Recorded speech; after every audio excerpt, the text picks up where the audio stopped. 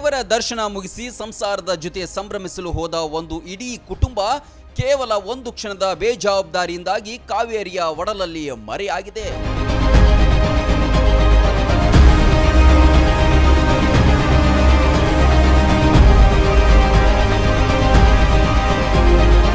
ಚನ್ನಪಟ್ಟಣದ ಬ್ಯಾಡರಹಳ್ಳಿ ಮೂಲದ ರವಿ ಎಂಬುವರ ಕುಟುಂಬ ಬೆಂಗಳೂರಿನಲ್ಲಿ ತರಕಾರಿ ವ್ಯಾಪಾರ ಮಾಡಿಕೊಂಡು ನೆಲೆಸಿತ್ತು. ಕಬ್ಬಾಳಮ್ಮ ದೇವರ ದರ್ಶನ ಮುಗಿಸಿ ಕುಟುಂಬ ಸಂಜೆ ಕಾವೇರಿ ನದಿಯ ತಟಕ್ಕೆ ಬಂದಿದ್ರು.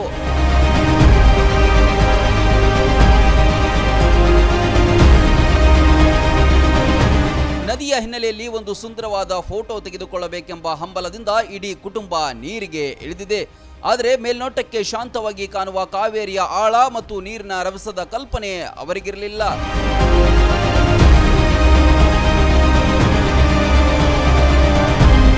ಫೋಟೋ ತೆಗೆದುಕೊಳ್ಳುವ ಗಡಿಬಿಡಿಯಲ್ಲಿ ಮೊದಲು 50 ವರ್ಷದ ವಿಜಯಮ್ಮ ನೀರಿನಲ್ಲಿ ಮುಳುಗಿದ್ದಾರೆ.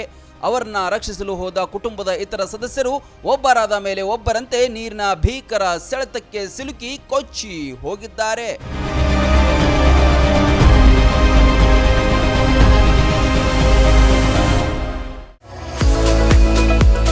ಮುಧೋಳದ ಪ್ರತಿಷ್ಠಿತ ಶಿಕ್ಷಣ ಸಂಸ್ಥೆ Shri Sangamnath international CBSE English medium ಮತ್ತು ಕನ್ನಡ ಮಾಧ್ಯಮ ಸ್ಕೂಲಿನಲ್ಲಿ ಅಡ್ಮಿಷನ್ ಆರಂಭವಾಗಿದೆ.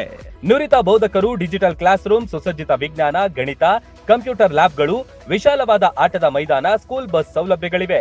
ಇಷ್ಟೇ ಅಲ್ಲದೆ ವಸತಿ ಶಾಲೆಗಳಿಗೆ ಆಯ್ಕೆಯಾಗಲು ಬೇಕಾದ ಉಚಿತ ಕೋಚಿಂಗ್ ನೀಡಲಾಗುತ್ತೆ. ಸುಂದರ ಪರಿಸರ ಮಕ್ಕಳ ಕಲಿಕೆಗೆ ಮುದ ನೀಡುವಂತಿದೆ.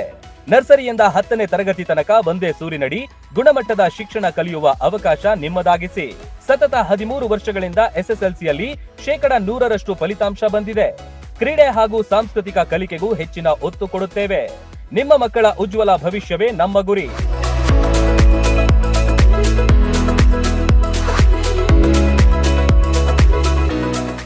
ರನ್ ಟಿವಿ ನ್ಯೂಸ್ ವಿಡಿಯೋಸ್ ನೋಡಲು ಸಬ್ಸ್ಕ್ರೈಬ್ ಮಾಡಿ, ಬೆಲ್ ಐಕಾನ್ ಪ್ರೆಸ್ ಮಾಡಿ.